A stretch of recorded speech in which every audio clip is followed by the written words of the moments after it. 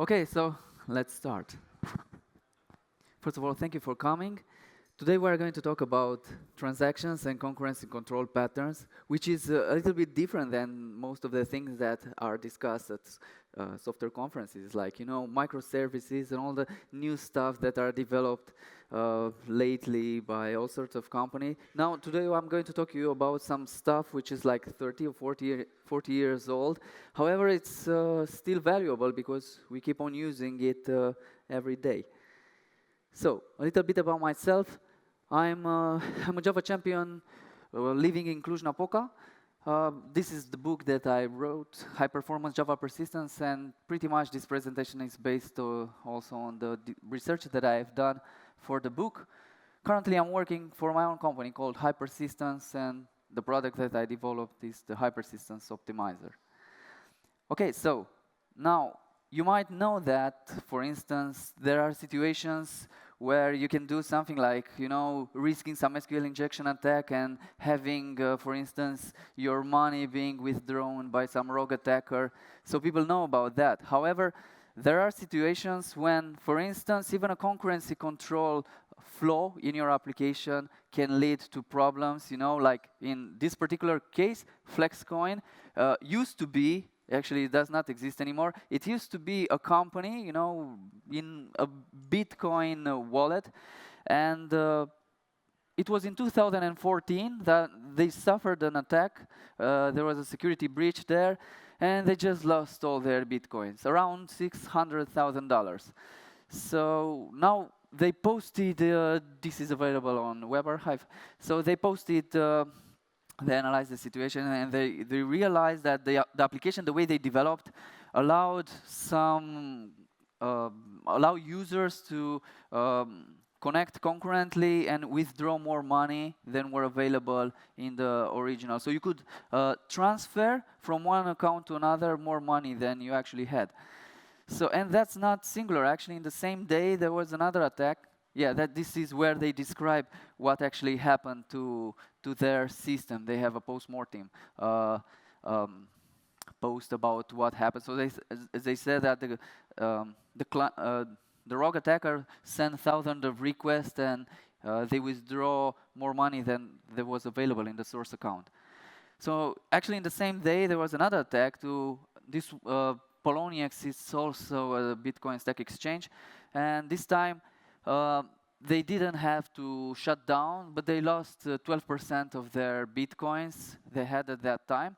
And if you read also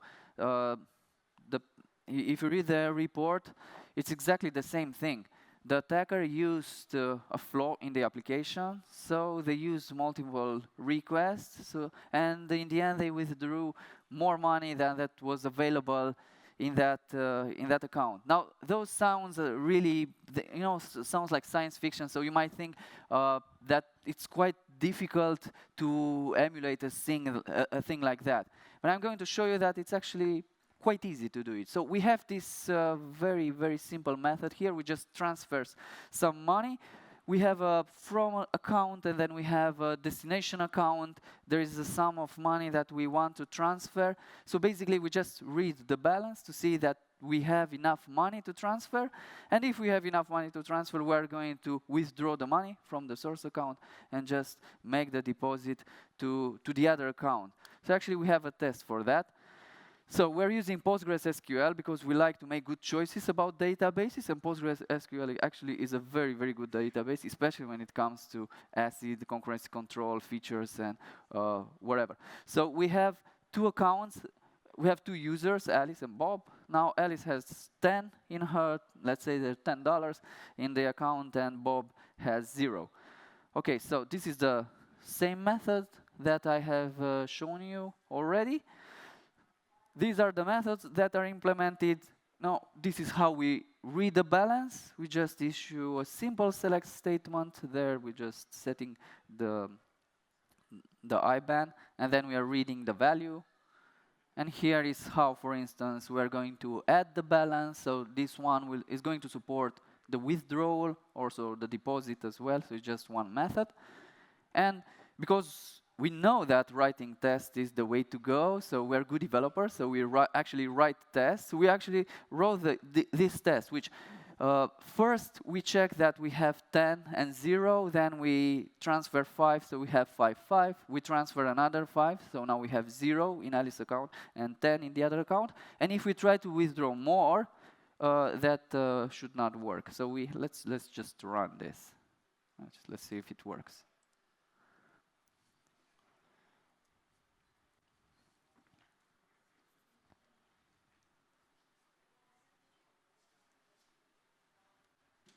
Perfect. We can ship it to production now. What can go wrong, actually? Yes. Does it look like a good code to you? Do you think there is a problem in it or not? It looks good or not? We even tested it. Actually, it should work. What can go wrong, right? So now let's try another use case this time. Let's try to make it parallel, right? So now we start from the same assumption. So we have 10 in the Alice account, and then we have 0 in the Bob's account. So we're going to, this time we're going to try to transfer 5, the amount of 5 from Alice to Bob, but we want to do it in parallel. So we want to add concurrency. And then at the end, we just want, for instance, that at the end, when we execute this, we will just print to see the balance. And we can start at first. Yeah, the thread count first is 4. So let's just run this to see what it prints. Theoretically, it shouldn't print more. So for instance, it should be 0 in Alice and 10 in Bob. So let's try and see. So now Bob got 20, which is unexpected because there was no, the sum was 10. Okay, let's make it 8 and try to run it again. This is how you get rich. Just add more threads. See? Now it's with 8 threads. Bob got 40. Let's be greedy. Make 64. What is wrong? What do you think is wrong with the application? You see? I'm just adding more threads, so now I can withdraw more money that I have. This is exactly what they did for those Bitcoin stack exchange. Now I have $320. Imagine that. I started from $10, now I have $320. Yeah, we could keep on going forever, but what do you think that is the problem here? Because first, we're using a solid database. We are using PostgreSQL, which is a very good implementation. It provides us.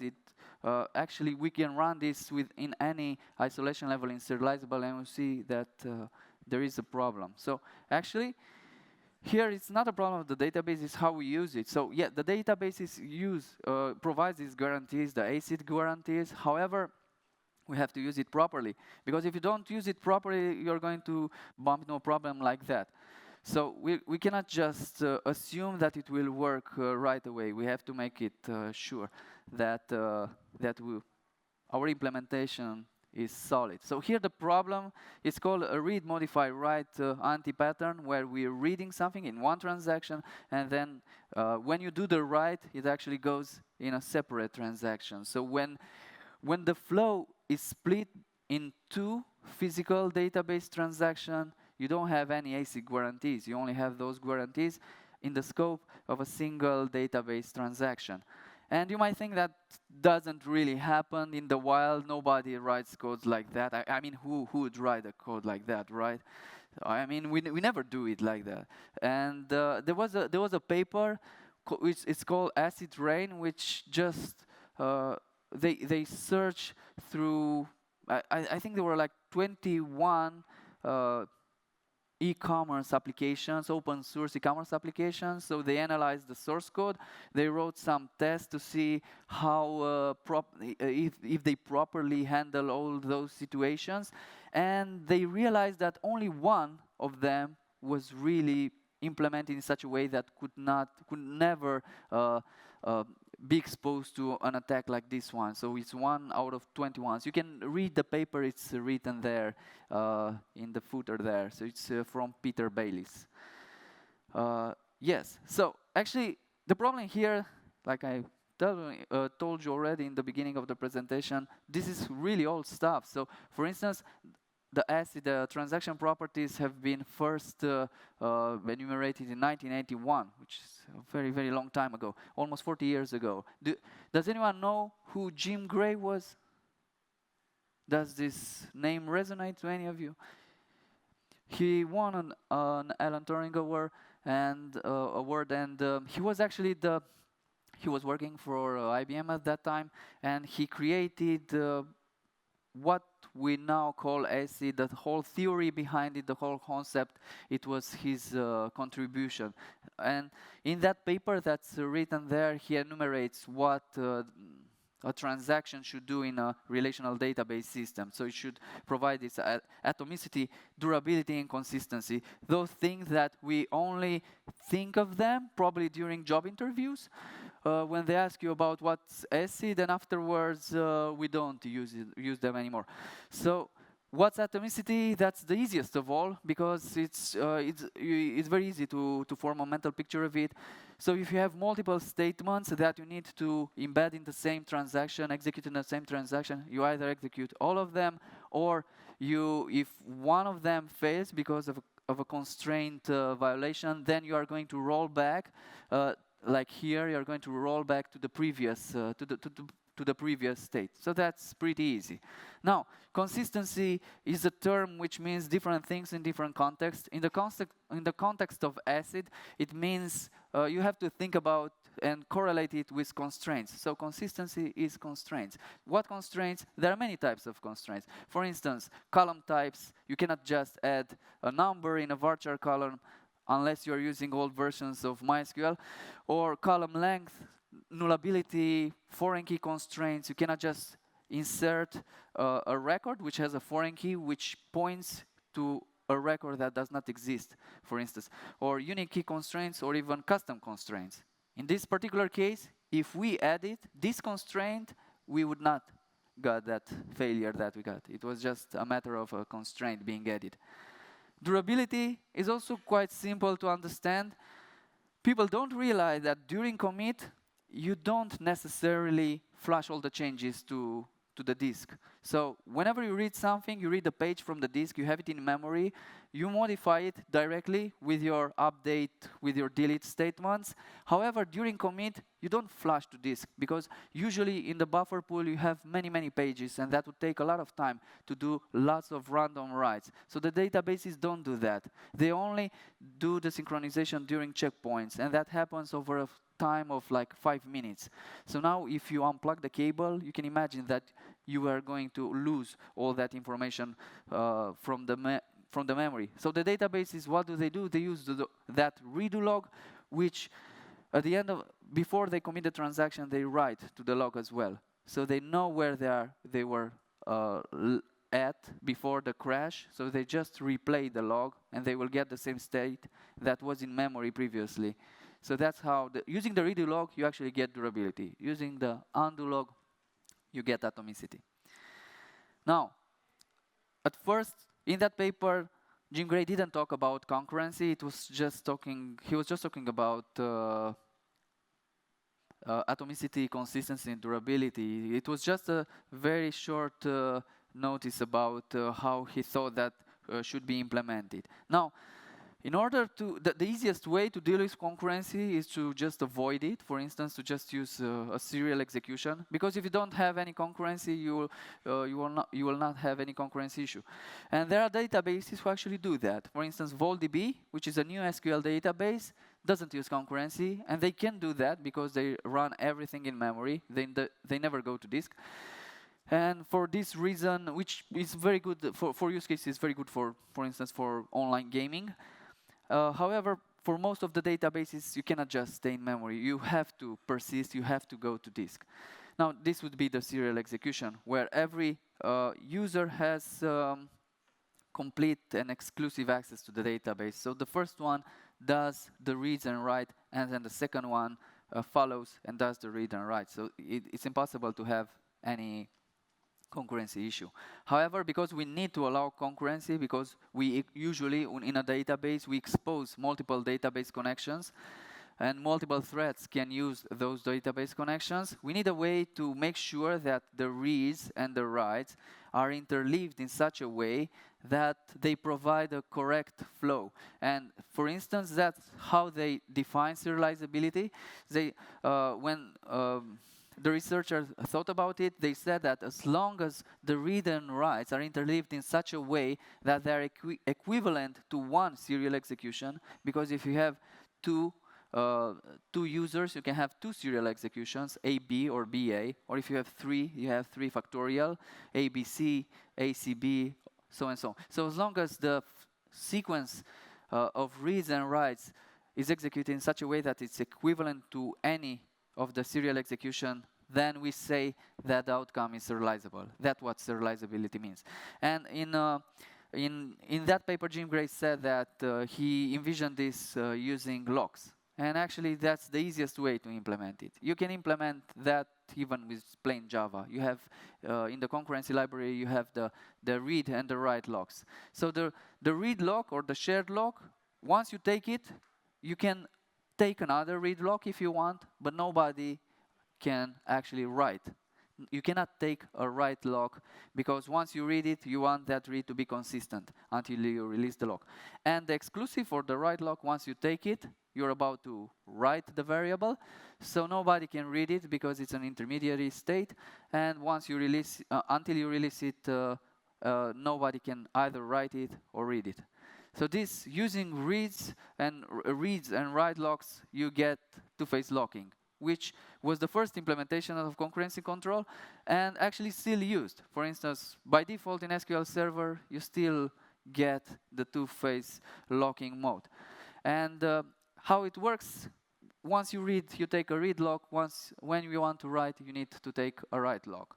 And all the locks are taken before commit. You cannot release them. You can only release the locks after you commit or after you roll back.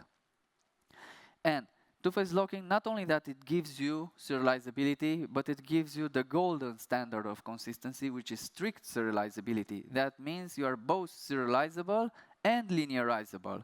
Now, serializable, as we've seen, means that reads and write can be interleaved in such a way that they provide an outcome which is equivalent to a serial execution. Linearizable is a different consistency model. It's a visibility property. It tells you if once you modify a variable, the reads that follow can pick up the latest value. So this is what linearizability is. It's actually what consistency is in the CEP theorem. Have you ever heard of that theorem, CEP theorem? In that theorem, consistency actually means linearizability. So usually to understand linearizability, you have to think that you have two registers. So you use replication between the registers. So you have a primary and a follower register. Now you write to the primary, and there is a short lag between replicating data from the primary to the follower node. Now we have one user here that's doing an update. So now it has changed the value of the register from 50 to 10. And now the time flows from left to right. We have another user who connects to the follower node, and because the replication has not got the chance to synchronize the registers, we now read the value of 50. And our replication comes, and the value is 10. So now we can take a decision based on a value which was not linearizable, and we deduct more money than we had available, and we go in overdraft mode. And that's this whole flow is not linearizable. If it were linearizable, then we should have read 10 there, not 50, with the second user. Now, you might think that only happens to the databases. However, in reality, not even in Java, reads and writes are linearizable. Once you use threads, it's not guaranteed that once you write a value in a variable, a different thread is going to pick up the latest value. That's not guaranteed because you use multiple cores, you use maybe hyper-threading, and then you have multiple caches, first, second, third level cache.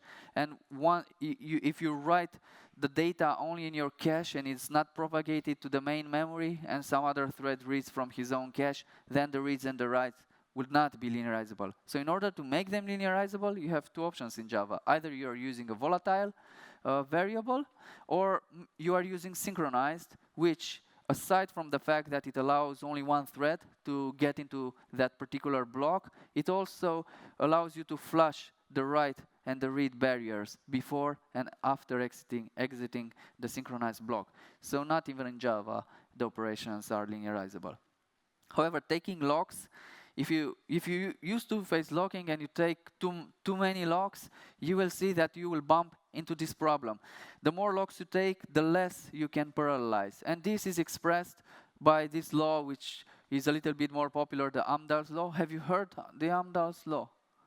It's if you read the book Java Concurrency in Practice, that's where Brian Götz explains about Amdahl's law. However, Amdahl's law is just a particular case. In reality, because the Amdahl's law tells you that if you take locks, you will impact scalability, but then the scalability is represented like in a logarithm graph, and you will see that it goes to infinite. But that's impossible. You cannot, with limited resources, you cannot scale infinitely. So in the end, in reality, you get more curves like that, like the green one there, which is given by the universal scalability law, which aside from taking into account the cost of locking, it also takes into account the cost of synchronizing multiple registers that you might have. Like, for instance, synchronizing and replicating all the nodes in a distributed system. So using locking is good from a correctness perspective. However, it does not allow you to scale very well. And back to the same paper, when in 1981, when it was when the database, the relational database were emerging, let's say the largest airlines and banks at that time only used 10,000 terminals, and they had like 100 active transactions. Now, you can get way more of that. Just for instance, if you have one application which serves traffic over the internet, you can get way more traffic than this. So the challenges have changed. So you cannot just use two-phase locking nowadays. So researchers have thought about different ways of dealing with concurrency that don't imply too many locks or less locking. So that's how they came out with this mechanism called MVCC, which is implemented. Nowadays, it's implemented in most databases that you are using. For instance, Oracle uses PostgreSQL, InnoDB uses it, MariaDB, almost all modern databases nowadays don't use two-phase locking, use MVCC. So even MVCC, when you think about it, it's not a thing that's very new. It's from 1984. So how does it work? The principle behind it, you can just distill it to just two things. So once you read something, you don't take a read lock, so you allow others to modify the same data that you read. And if you read something but you haven't committed it yet, you can allow other transactions to read that particular data. Only writers block writers. So how does it work? You can visualize it quite easily if you're using PostgreSQL. Why? Because, for instance, in PostgreSQL, besides all the columns that you have additional columns. For instance, you have two columns which you can actually use in the select statement, like xmin and xmax. So those give you the visibility of the record itself. So, for instance, if we are inserting one record, we are going to write the xmin column, which marks the transaction that inserted that particular record. So, for instance, that was the transaction ID was 313413.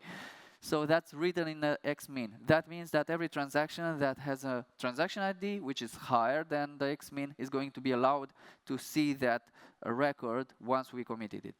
So, for instance, here, before we commit it, I can read my own modifications, but others are not able to read it. But after I commit it, others can also read my read the record there. So, for instance, the record is there, but the database plays with visibility, so it hides from others and it shows to others some records. Now, when you delete it when you're using MVCC, delete actually. And in PostgreSQL case, it's just a soft delete. So I have this record here, And once you delete it, you just set, it's a very cheap operation, you only set the Xmax column there, it's a virtual column. So you mark your transaction ID, meaning that every transaction which has a transaction ID that's higher than Xmax is going to will not see this record anymore. So once I commit it, that's exactly what for instance, what I get. The record is there, but I'm going to get an empty result because I'm not allowed to see it anymore. And the update is just a delete and an insert operation. That's how it's implemented in PostgreSQL. So for instance, once you're doing an update, you are going to mark the old previous state, you're going to mark it as deleted, and you're going to insert another record. Why? Because for instance, until I commit it, I am allowed to see the old record, the new record, and other transactions are not allowed to see an uncommitted value. So they see the previous version. That's why it's called multi-version concurrency control, because in this moment, you have two versions that live there in the database of the same record. So one transaction sees one value, the other sees the other value. So in order, once you commit it, the value is going to be hidden from other, for others, and it's going to stay there until the vacuum comes and reclaims the space, which the vacuum works just like the garbage collector in the JVM. And using MVCC, which is actually used by all those databases nowadays, this implementation can provide actually two modes, which are based on the point in time where you are going to mark your visibility. So for instance, if I'm starting at the beginning of the query and say that I want to see the database in the state as it was at the beginning of the query, then I get read committed. Otherwise, if I'm basing my reads and writes on the version of the database at the transaction level, at the beginning of the transaction, then I get what's called snapshot isolation, which unfortunately is called serializable in some databases, and that's not, as you will see, that's not really correct. So in order to see the difference between them, because depending on what database you are using, you either get two-phase locking or, for instance, you get MVCC. In two-phase locking, you simply avoid the conflicts because you are taking logs. So here, Alice, what does it do? Alice selects the sum of the salaries in some department, which is 90,000.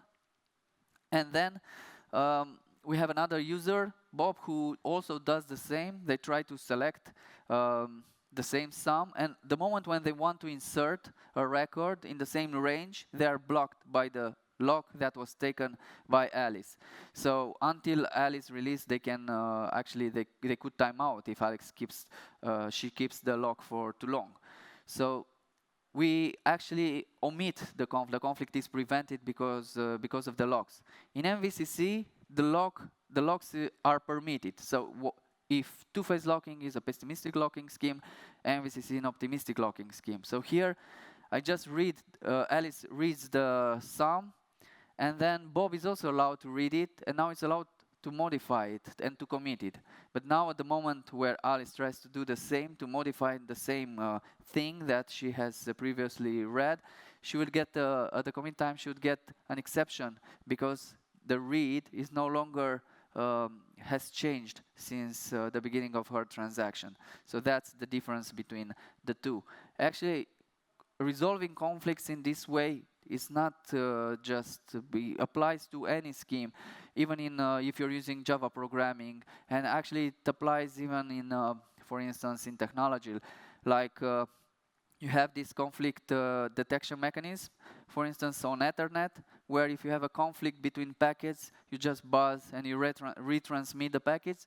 But for instance, on wireless, where retransmitting costs more, you use conflict avoidance. So you're using some time slots there where you correlate when each node in a Wi-Fi network is allowed to transmit data. So this is just something that that's not just a thing of the databases. So now here, this is PostgreSQL, and imagine this situation here. Now we're reading the sum, and then we have a different user who inserts a new employee, and now Alice is allowed to update, and she's allowed to commit.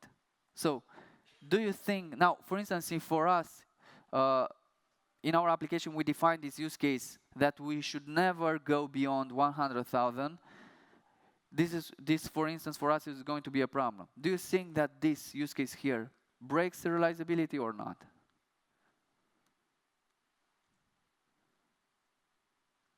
Because what I read at the beginning, now I can do the update, so I can modify now at the moment when I commit, the value has actually changed if I take the flow of time. So if time just passes from top to bottom, now I read 90,000, so at the commit time, now I'm going to have more than 100,000. Do you think that breaks or not serializability?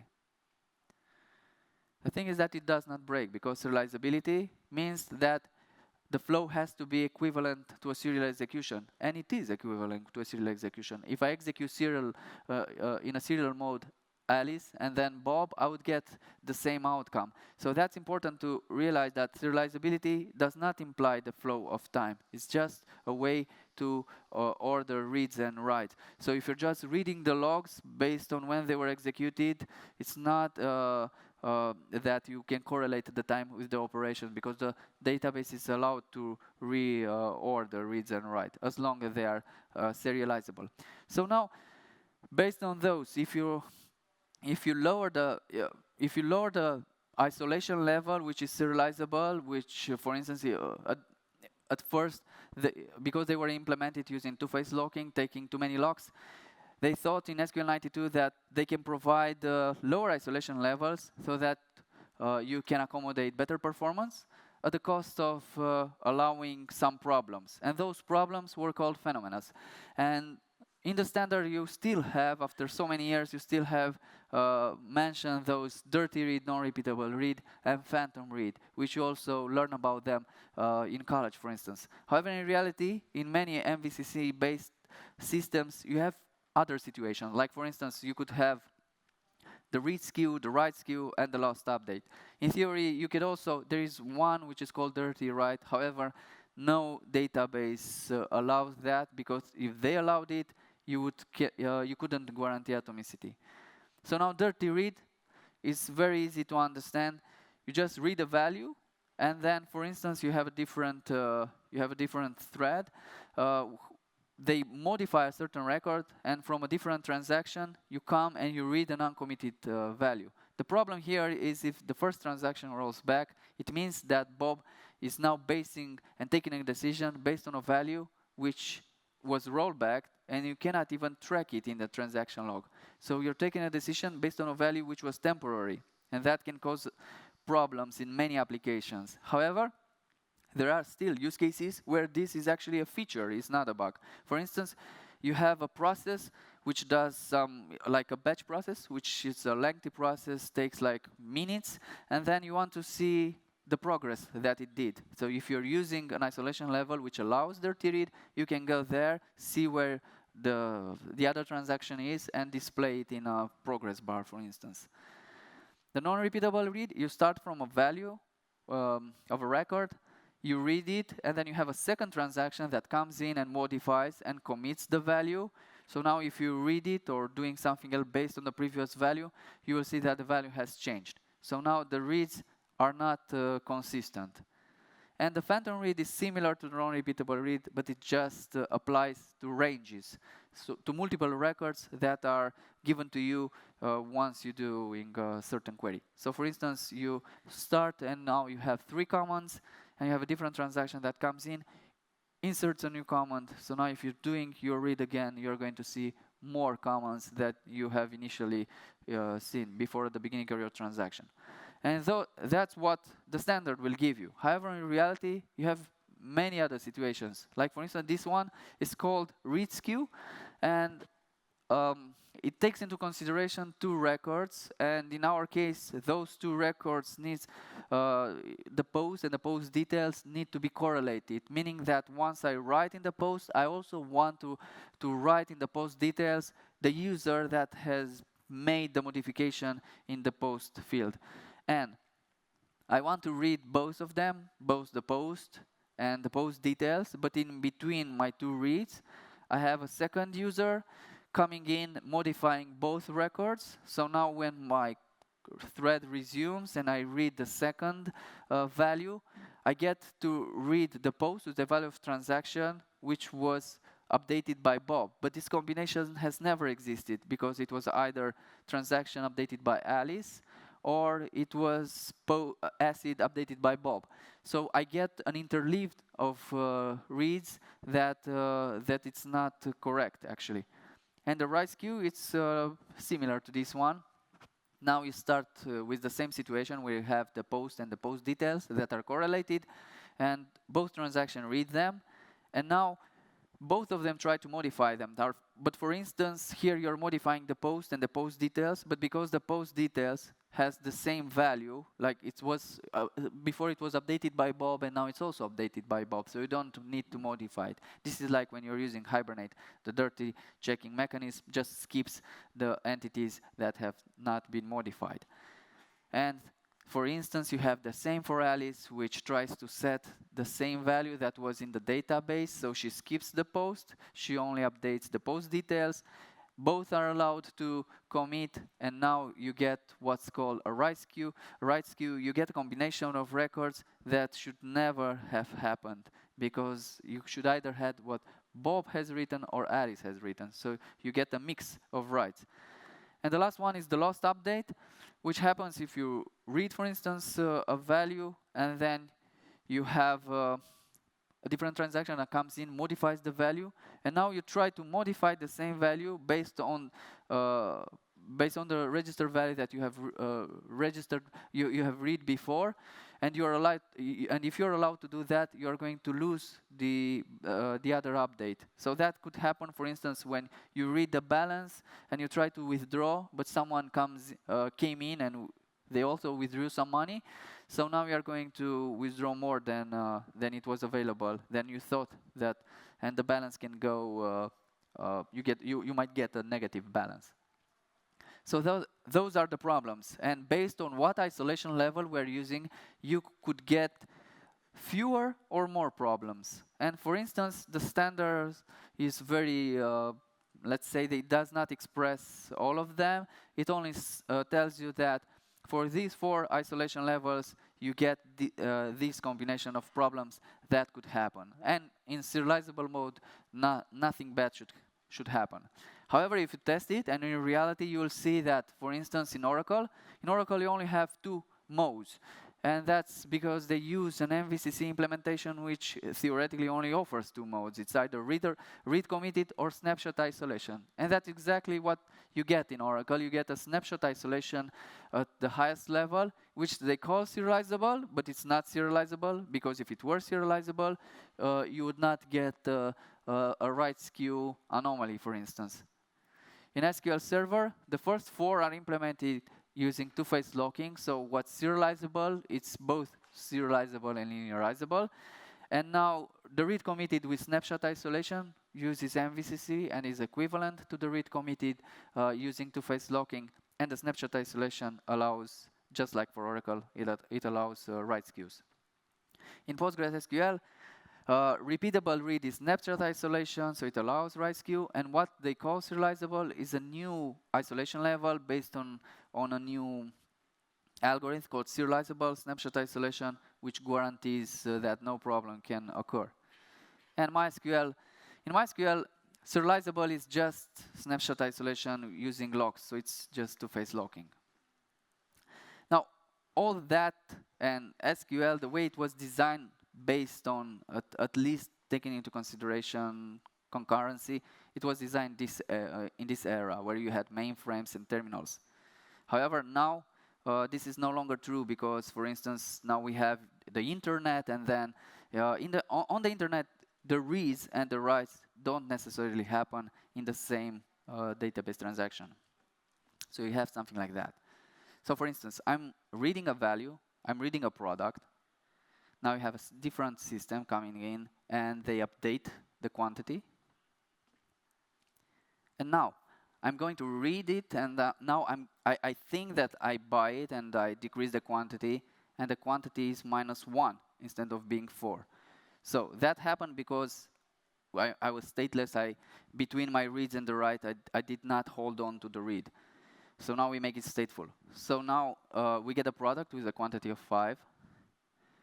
That process comes in and checks the warehouse, and now the value, they say that the value is, the quantity value is 0. And now I'm decreasing my quantity. Let's say that I have there a JP entity. I'm decreasing the quantity, and if I commit, now I'm going to override the value. So I still get the last update. So how can I fix this?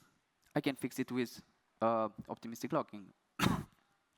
So here, using optimistic locking, I have this version column here. So whenever I'm doing an update or a delete, I'm going to increment the version value, and I'm basing my where clause also on the ID and the version. So now here, when you're going to update, you're going to change the version and the quantity. The version becomes 2 in the batch job thread.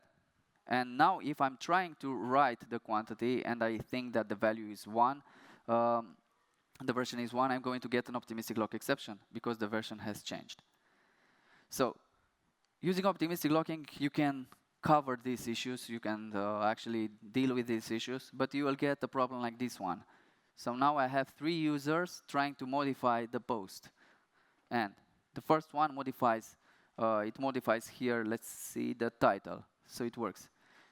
The second and the third one are going to be preventing from updating the record because the version has changed. However, those writes are not conflicting because they write properties which shouldn't conflict one to each other. You might have properties, for instance, which should be treated as a unit, and some other properties which are not particular, like for instance, here updating the views should not conflict with the title. So one way of dealing with this is to just split in multiple tables using one-to-one relationships, and if you do that, you can fix the issue because now you go to different tables, and then you have multiple versions this way.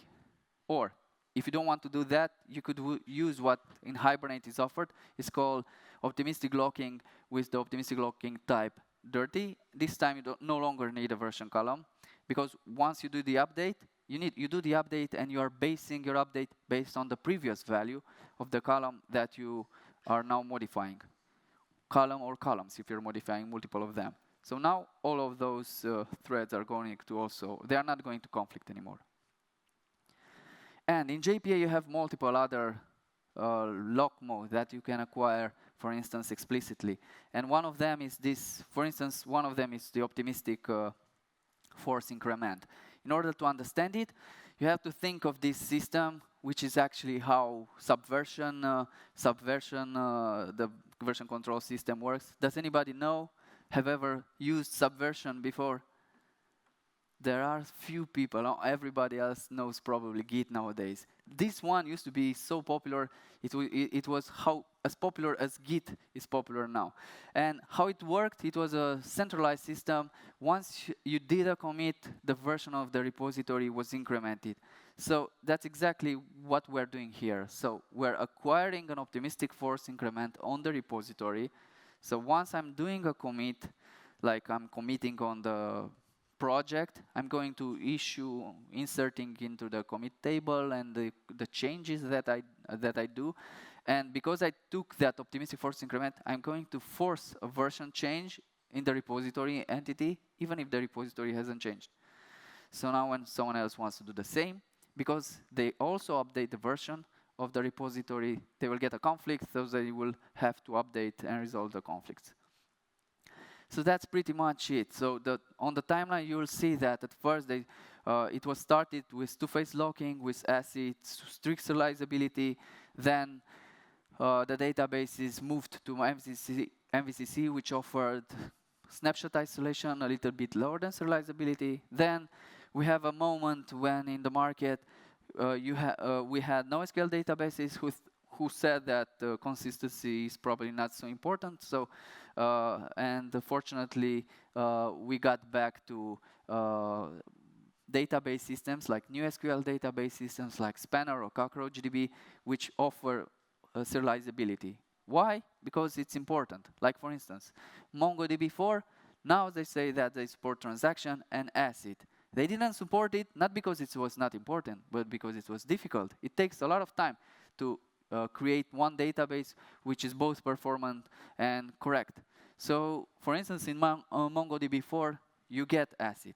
And also, when Google develops Google Spanner, their new SQL globally distributed database system, in that paper, this is the code from their paper, and they said that for them, it's better to have performance problems because developers have overused transactions and the ACID guarantees instead of not having ACID guarantees and risking all sorts of other problems which are hard to track and hard to debug. So, what's important to remember and what are the takeaways of this? When you're testing, if you're only testing for serial execution and your flow implies concurrency, you cannot guarantee that it will work, and there can be situations where things can go terribly wrong, like it was the case with FlexCoin.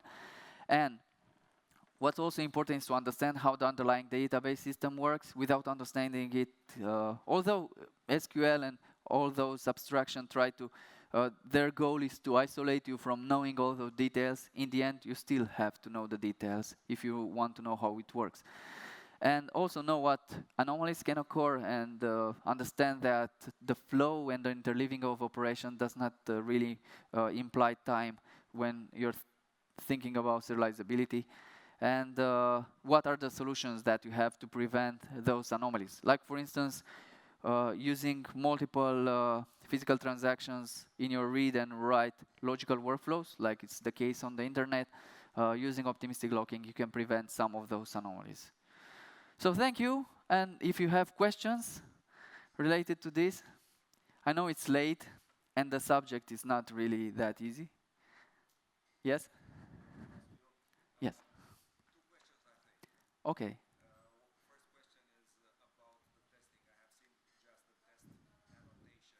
Okay.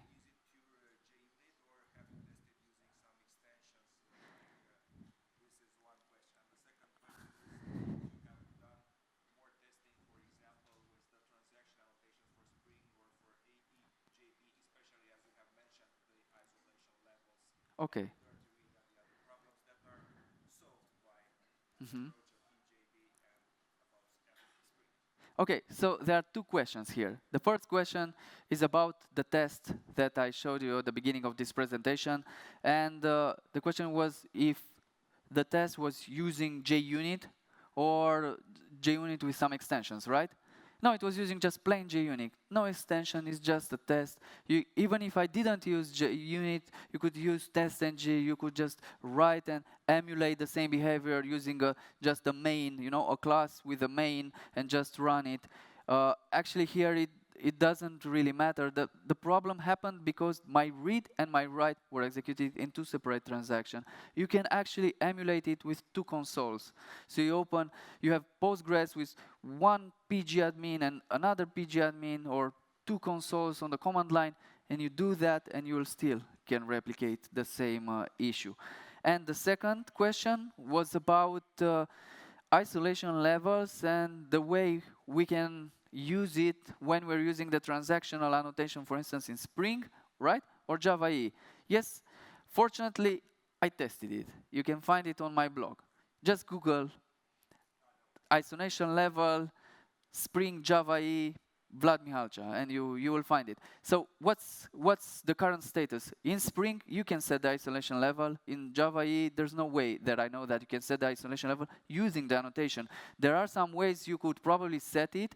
For instance, if you're doing some extensions, it used to be like in XML files you would set there, so probably that would give you. I'm not sure if it's the case anymore. But let's just take the Spring use case. In the Spring use case, it also depends. So you have the annotation, you have the isolation level attribute, but now it matters what you have underneath. You can have different transaction manager, what Spring calls transaction managers. EM? No. Transaction managers. It doesn't matter. So the entity manager factory uses one or the other transaction manager, because in Spring you can have the Hibernate transaction manager, the JPA transaction manager, or the JTA transaction manager. If you're using the JPA and the Hibernate transaction manager, and you're using resource local, then you could propagate the isolation level. And also, it also depends if you're using a data source or not. And if it goes, because if you're using a data source, then that might not apply. So it always depends on it. Usually that would work. However, if you're using the JTA transaction manager, that will not work. So it doesn't matter what you said there.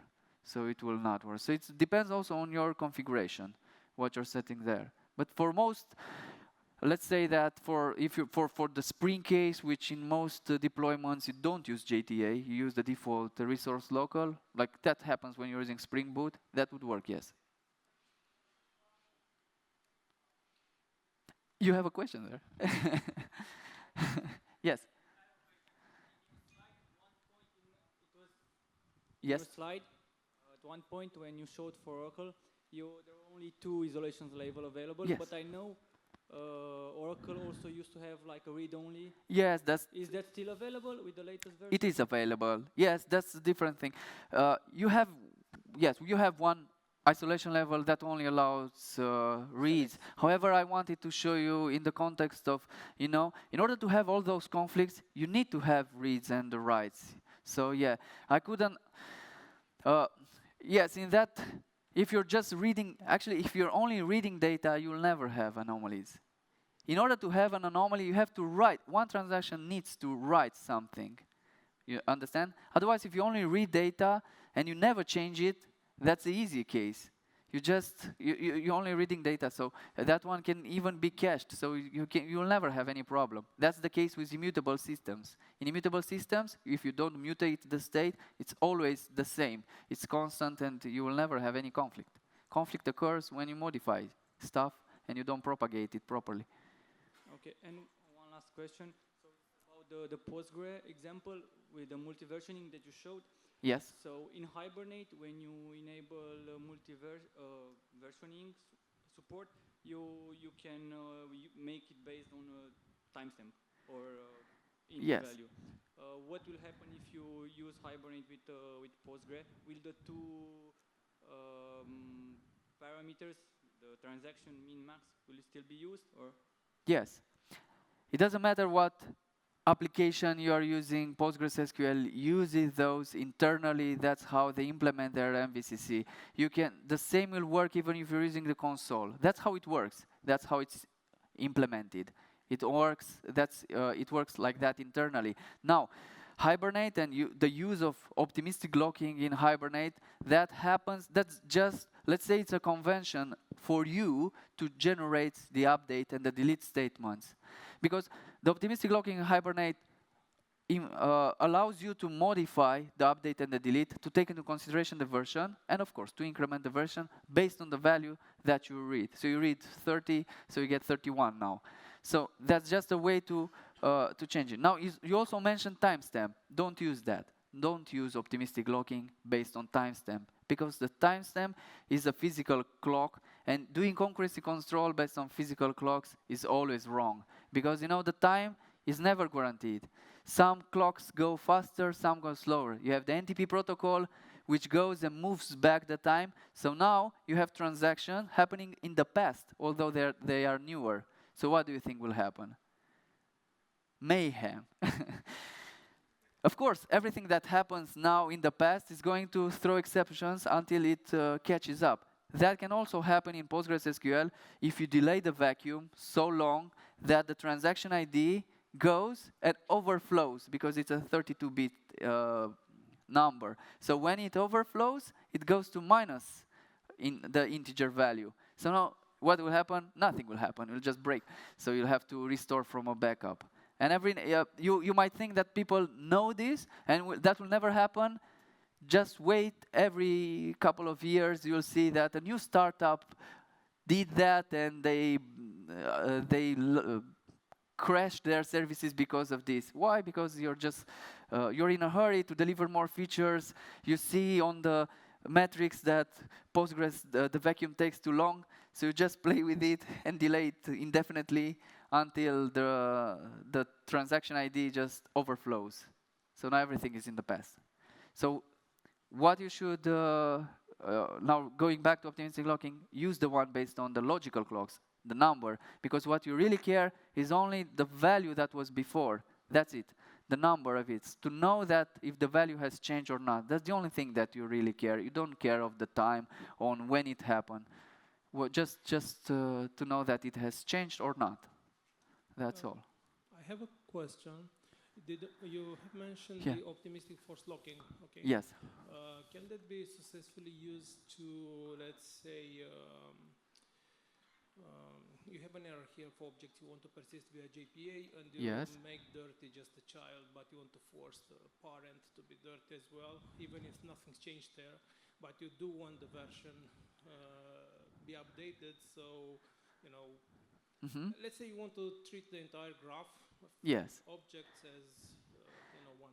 I have an answer written in a blog post which covers exactly, actually in this GitHub repository that I have, high performance Java persistence. If you search for root aware, you're going to get even the model, the unit test that demonstrates how it works. Yes, you can use it for that. You can use it to have one aggregate, a root entity with children on multiple levels, so that no matter what you do, no matter if you're inserting, updating, deleting, a child, a grandchild, a grand-grandchild, they're always going to go to the root aggregate and modify the version. So now you can materialize the conflicts and tell that the entire structure can move from one consistent state to the other. Is this what you are asking? Yes. Yes, that you can implement it. But in order to implement it, not only that you need to use the optimistic force increment in Hibernate, but you also need to use the event system, because you need to have the event, some customer listener for the persist, to catch the persist and to catch the flush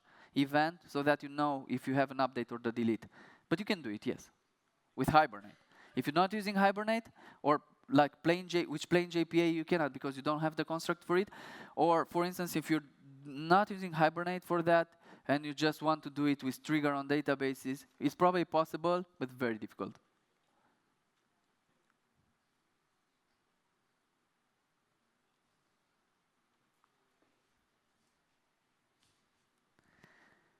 No more questions? Then we will call it off. Thank you for coming.